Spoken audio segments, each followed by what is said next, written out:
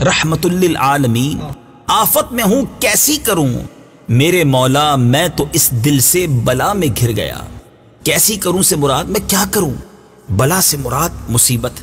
عرض کرتے ہیں اے میرے رحمت والے آقا، اے سرور دین صلی اللہ تعالی علیہ وسلم، میں اپنے دل کے ہاتھوں مصیبت میں پڑا ہوا ہوں۔ آپ ہی نے تو فرمایا ہے کہ سب سے بڑا دشمن تیرا نفس ہے جو تیرے پہلو میں ہے۔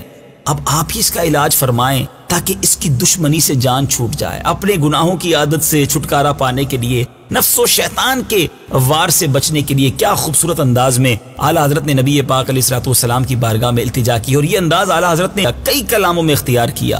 اعلیٰ حضرت لکھتے ہیں نا، ٹوٹی جاتی ہے پیٹھ میری، باللہ یہ بوجھ اتار آقا، آقا آقا سوار آقا، غم ہو گئے بے شمار آقا، بگڑا جاتا ہے کھیل میرا، آقا آقا سوار آقا۔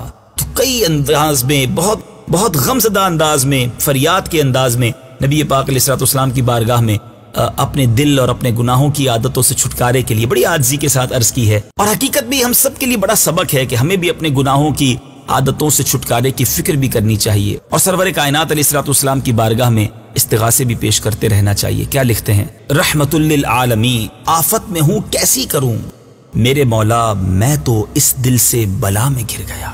رحمت للعالمین، آفت میں ہوں کیسی کروں، رحمت للعالمین، آفت میں ہوں کیسی کروں، میرے مولا میں تو اس دل سے بلا میں گر گیا، میرے مولا میں تو اس دل سے بلا میں گر گیا۔